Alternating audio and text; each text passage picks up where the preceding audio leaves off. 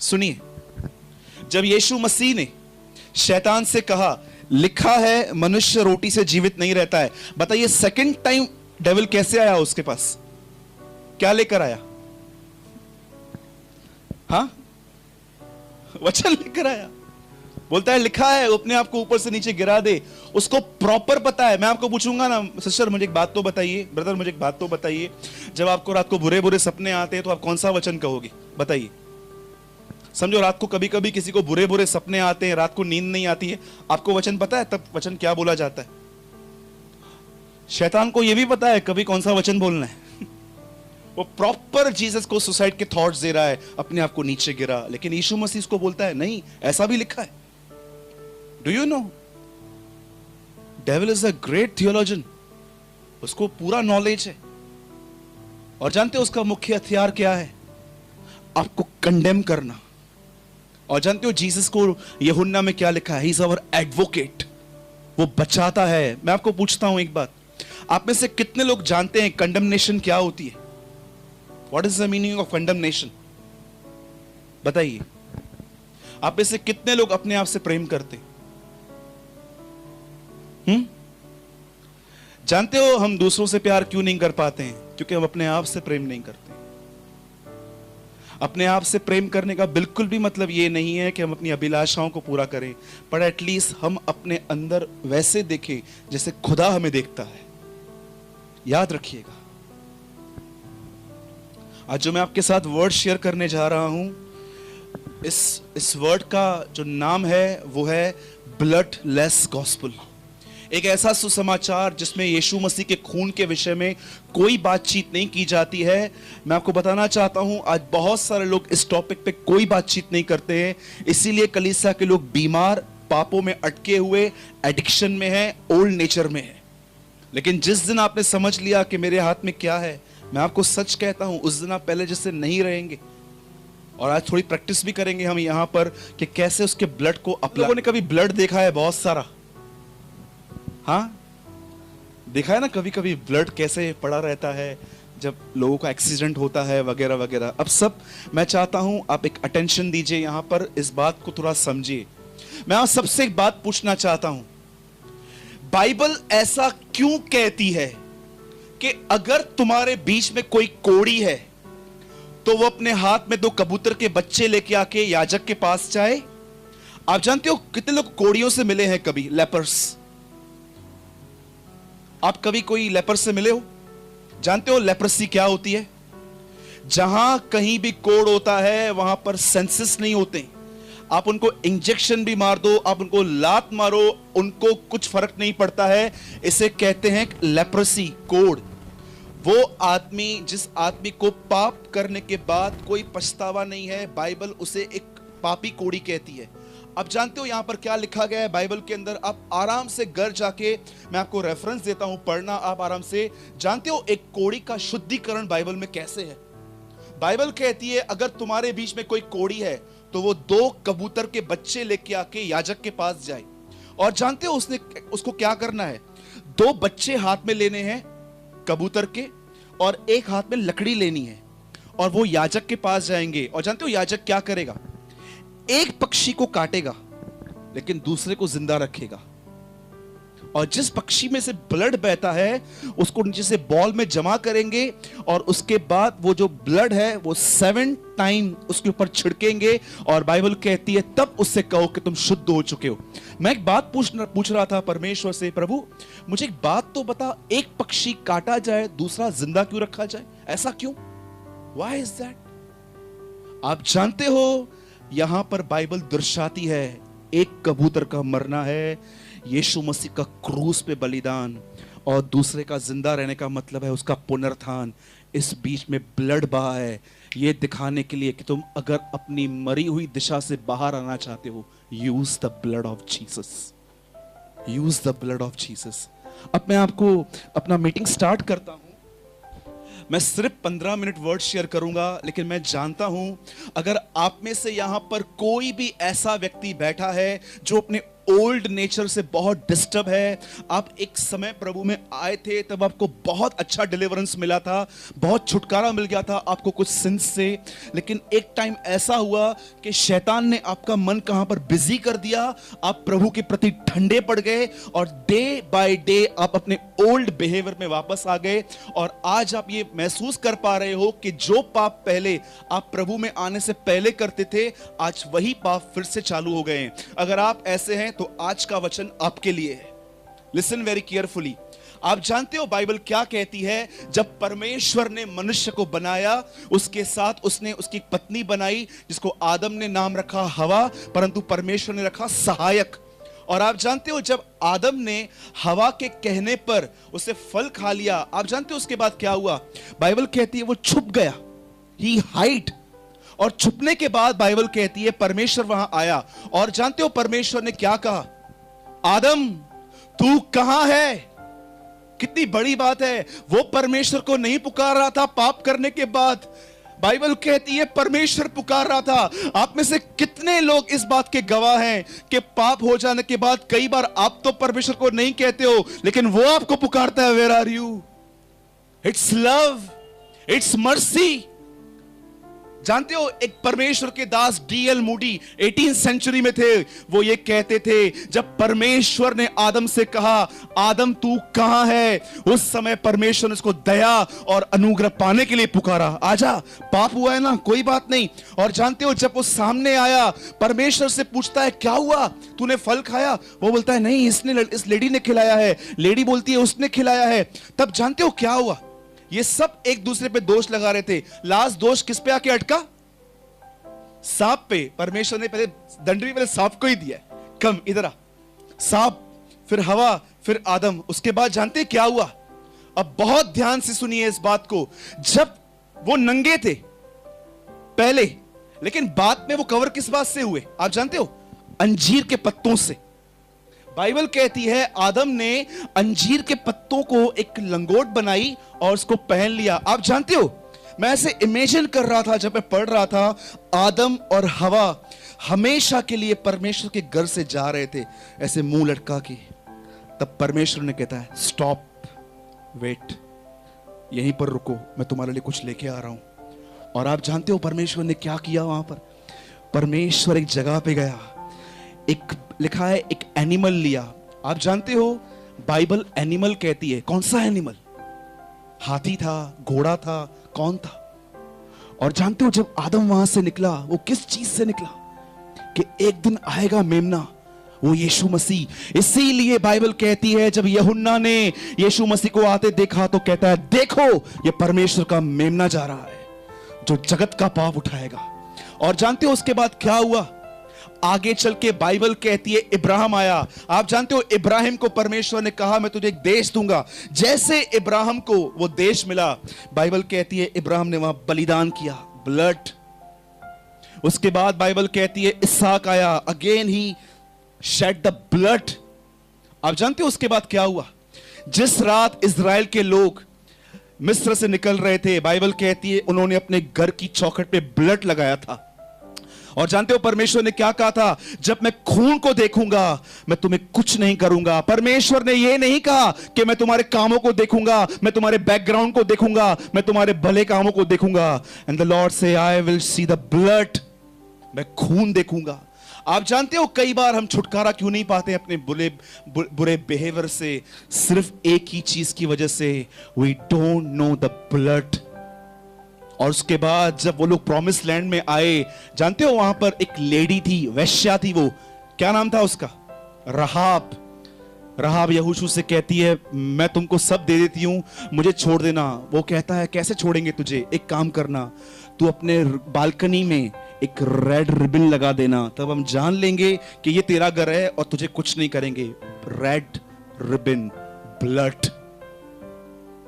और जानते हैं क्यों परमेश्वर पुराने नियम में लोगों को बोलता था पाप करने के बाद ब्लड चढ़ाओ? ब्लड ही क्यों? हाँ, आपको पता है मैं क्यों खड़ा हूं यहां पर? मैं स्टैंड कैसे हूं? मेरे बोन्स, मेरी नसें, मेरा मांस स्ट्रेच कैसे? Because of one thing, blood. आप जानते हो खून में क्या है? कितने लोगों ने यह बात देखी है? जब बॉडी में से खून निकलता है तो क्या निकलता है? मैंने हाईवे पे ऐसे एक्सीडेंट्स देखे हैं जिसमें उनका पूरा ब्लड निकल गया, हॉस्पिटल तक पहुंचने तक भी वो नहीं बचे। जानते हो क्यों? बाइबल कहती है मनुष्य का जो प्राण है ना, वो ब्लड में है। ब्लड बह गया पूरा उसके। क्यों बाइबल ये कहती है यीशु ने जीवन दिया? जीवन क्या है? The life is in the blood. उसने खून दिया अपना। अब मैं आपसे एक बात पूछता हूं, बहुत ध्यान से सुनिएगा। क्यों ऐसा बाइबल कहती है बैल और बकरों का लही, लेकिन यीशु मसीह का लहू तुम्हें हर पाप से छुड़ाता है? क्या है उसमें? टेल मी, क्या है उसके खून में? और वो कैसे अप्लाई किया जाता है, कैसे यूज कर? अभी मैं आपको नॉलेज दे रहा हूं पूरा, पर उसको यूज कैसे करते हैं मैं आपको बताऊंगा। Listen very carefully. जब यीशु मसीह मरियम के पेट में, उनका हाथ, उनके छोटे छोटे पांव अंदर बन रहे थे, मुझे बताइए मरियम की शादी भी नहीं हुई थी, पर मरियम के अंदर बेबी बॉर्न हो रहा था। आप जानते हो उस बेबी के अंदर यूसुफ का तो खून नहीं था, तो फिर किसका खून था? हाउ? जानते हो क्यों हम लोग जब कहते हैं द ब्लड ऑफ जीसस, यीशु का खून, तो वो क्यों हमारे अंदर बॉन्डेजेस को तोड़ता है? जानते हो क्यों? अब मुझे बताइए, ट्रिनिटी के थर्ड पर्सन का नाम क्या है? पिता, पुत्र, पवित्र आत्मा, राइट? मुझे बताइए जब ट्रिनिटी का सेकंड पर्सन यीशु मसीह मरियम के अंदर आया, तो उसको अंदर बना कौन रहा था? हाँ, उसको अंदर कौन बना रहा था? पवित्र आत्मा। तो पवित्र आत्मा जो था वो किसका खून डाल रहा था उसके अंदर? Tell me. मैं आपसे कुछ डीपली पूछ रहा हूं। मरियम को कहा गया तुझे एक बेटा पैदा होगा। मरियम कहती है कैसे हो सकता है? आई एम अ वर्जिन, मैं कुंवारी हूं, मैं अभी भी कुंवारी हूं। मैं हिंदी में बहुत अच्छा लिखा है, वो कहती है मैंने पुरुष का मुंह नहीं देखा है। इंग्लिश में लिखा है I don't have a sexual relationship. आप जानते हो जब उसके अंदर पवित्र आत्मा आया तो जानते हो उसने क्या किया? उसके अंदर वो यीशु मसीह को बना रहा था। और किसका ब्लड डाल रहा था उसके अंदर? परमेश्वर का। आप जानते हो बाइबल में सिर्फ एक ही वर्ड है, एक्स 20:28, प्रेरितों के काम 20:28, जिसमें बताया गया है वह परमेश्वर पिता का खून था। और अब बताइए जब यीशु बड़ा हुआ, जब वो क्रूस पे मर रहा था, मुझे बताइए क्रूस पे मरने से पहले उसने प्रभु भोज खाया था, राइट है? और तब उसने क्या कहा था अपने लहू के लिए? यह लहू मेरी नई वाचा का लहू है। वहां पर यह नहीं लिखा गया है कि कुछ और लहू है, ये मेरी नई वाचा का लहू है। इसका मतलब क्या है? ये जीवन, ये जो लहू में तुम्हारे अंदर आज भी पुराना बिहेवियर, पुराने सिंस, पुरानी एडिक्ट बातें क्यों हैं? आपको पता है बॉन्डेज क्या होता है? आप में से कितने लोग जानते हैं बॉन्डेजेस क्या होते हैं? बताइए, बोलो बॉन्डेज, जोर से बोलो बॉन्डेज, बोलो बंधन। बॉन्डेज होता क्या है? अरे मैं आपको बताना चाहता हूं, कुछ पाप जो आपसे रोज रोज होते हैं, आपकी गलती नहीं है, कुछ बॉन्डेज है आपके ऊपर। कोई है आपके अंदर बॉन्डेज जिसके ऊपर आज तक ब्लड नहीं आया है। इसीलिए वो डे बाय डे क्या कहता है पौलुस? जो मैं करना चाहता हूं अगर मैं वो नहीं कर पाता, तो उसका कारण यह है कि मुझ में जो पाप बसा हुआ है वो करता है। आप जानते हो बॉन्डेज क्या होता है? क्या होता है बॉन्डेज? मैं आपको एक अच्छी बात बताता हूं। आप जानते हो एक लेडी थी, उसके बचपन में उसके बाप ने उसके साथ शोषण किया था। आप जानते हो जब वो लड़की 8 साल की हुई तब उसका बाप है ना उसको मारता था, पीटता था, चिल्लाता था। और जानते हो उस लड़की ने क्या किया? अपने बाप के बुरे बिहेवियर की वजह से वो पढ़ाई छोड़ के जॉब करने लग गई। और जब वो जॉब पे गई, जानते हो वो क्या, उसका बॉस जब सामने आता था ना, तो उसके बदन के कुछ हिस्सों को निहारता था। और वो लड़की अच्छे से समझ गई थी कि ये एक घटिया आदमी है जो सारा दिन मेरे बॉडी को देखता है। और आखिर एक दिन जब मौका मिला, उसके बॉस ने उसे प्रपोज किया और कुछ गलत बातें कही। उस लड़की ने वहां से जॉब छोड़ दिया, वो एक दूसरी जगह पे जॉब करने लग गई। और तीसरी बार आखिर उसके माँ बाप ने सोचा कि इसकी शादी कर देते हैं। जब वो शादी करने के लिए गई तो जानते हैं हुआ क्या? हस्बैंड ने उसको 1 साल के बाद उससे ठीक से व्यवहार करना बंद कर दिया। तब उसको क्या लगा कि सिर्फ मेरे हस्बैंड ने मेरे साथ वासना को पूरा करने के लिए शादी की थी। बाप वासना से भरा हुआ मिला, बॉस वासना से भरा हुआ मिला, हस्बैंड वासना से भरा हुआ मिला। आप जानते हो उस लड़की की मेंटालिटी क्या हो गई? ये सब जेंट्स ऐसे ही होते हैं, हाथ में लेते हैं, यूज करते हैं, बाद में पूछते भी नहीं है। आप जानते हो उसके बाद क्या हो गया? अगर कोई उसे अच्छा जेंट्स भी मिलता ना, जो उसको अच्छे से बात करता, उस टाइम पे वो यही समझती थी शायद ये भी कुछ फायदे के लिए मेरा इस्तेमाल कर रहा है। जानते हो उसके विचार कभी बदल नहीं पाते थे।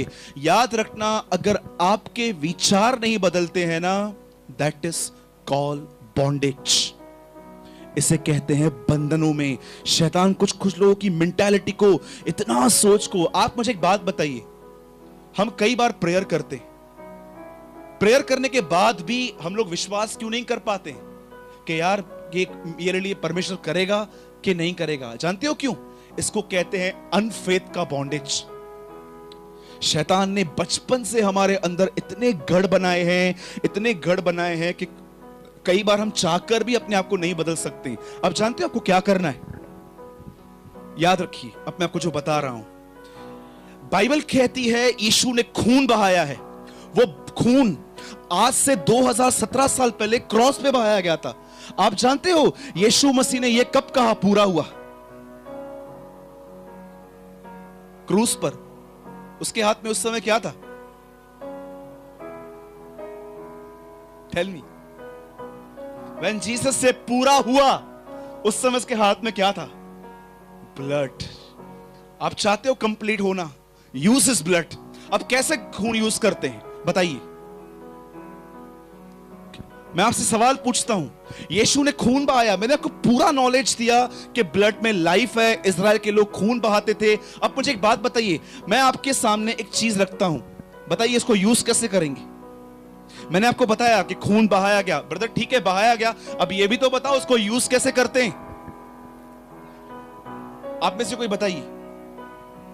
इतने साल से आप मसीह में हैं, क्या आपको ये पता है कि how we use blood?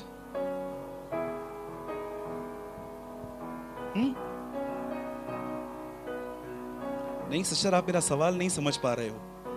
How you use the blood of Jesus. आप यीशु का खून कैसे इस्तेमाल कर सकते हो?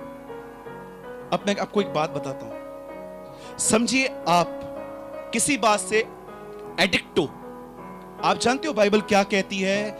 वे पाप किए बिना रह ही नहीं सकते। पतरस में एक वर्ड लिखा गया है, लिखा है इनकी आंखों में व्यभिचार बसा हुआ है, और एक जगह पे लिखा गया है इन्हें लालच का अभ्यास हो चुका है। आप जानते हो कुछ पाप इतने गहरे हैं हमारे अंदर जो हमें छोड़ते नहीं है।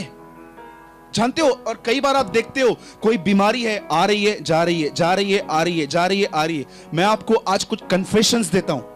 अगर आप वो कन्फेशंस करोगे ना, हर दिन आप ये महसूस करोगे कि कैसे वो ब्लड आपको बहुत सारे गलत विचारों से बचा रहा है। सुनिए, मैंने एक वचन पढ़ा आपके सामने जिसमें ऐसा कहा गया है, उसी के लहू में छुटकारा और पापों की क्षमा है। राइट? बोलिए जोर से। बहुत जोर, कम आवाज आ रहा है, जोर से बोलिए। लिफ्ट योर हैंड, बोलिए यीशु मसीह के लहू में छुटकारा और पापों की क्षमा है।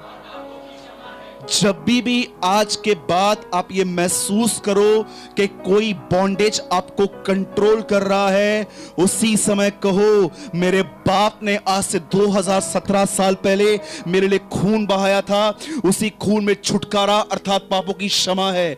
मैं आपको बताना चाहता हूं, डीमन सुनते हैं आपको। तेरे लहू में छुटकारा और पापों की क्षमा है, ये परमेश्वर को नहीं बोलना है हमें। जानते हो किसको बोलना है? एक डीमन जो आपकी लाइफ को स्पॉइल करना चाहता है।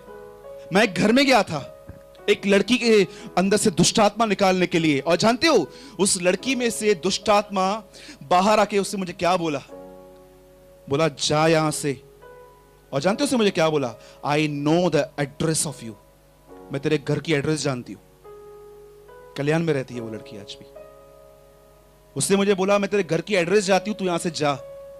मैंने कहा चुप कर, निकल। जानते हो उसने मुझे क्या बोला? तू जा, मैं इसको प्रोस्टिट्यूट बनाऊंगी। मैं उस दिन समझा ये क्या है सब। मैंने उसको बोला no, this body belong to Jesus. यह बदन यीशु मसीह का है, तू उसको कुछ नहीं कर सकती। और उसने हमारे माइंड को बहकाने के लिए क्या बातें कही। मैं सीता हूं, मैं गीता हूं, मैं ये हूं, मैं वो हूं, पता नहीं किस किस के नाम ले रही थी। तब मैंने उस आंटी से पूछा, आंटी ये कौन है?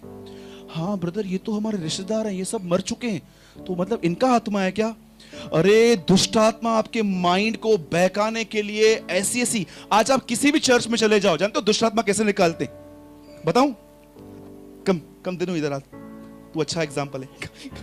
लिसन, यहां पर खड़ा हो जा बेटा। सॉरी दिनेश यहां खड़ा है, ठीक है? कौन है तू? निकल यीशु मसीह के नाम से। कहां से आया है? निकलता क्यों नहीं है? फास्टिंग करके आऊं? डू यू नो आजकल दुष्ट आत्मा को निकालने से पहले उनसे पूरा इंटरव्यू लिया जाता है, जैसे दुष्ट आत्मा उनको जॉब ढूंढने के लिए आई है। जानते हो यीशु कैसे निकालता था? मुझे बताइए। 5 वर्ड्स बोलो, 5 शब्दों से बताइए वो 5 शब्द क्या है? आप मुझे बताइए वो 5 शब्द क्या हैं? जब उसने दुष्ट आत्मा से कहा वो निकल गया। बताऊं? चुप रह और निकल जा।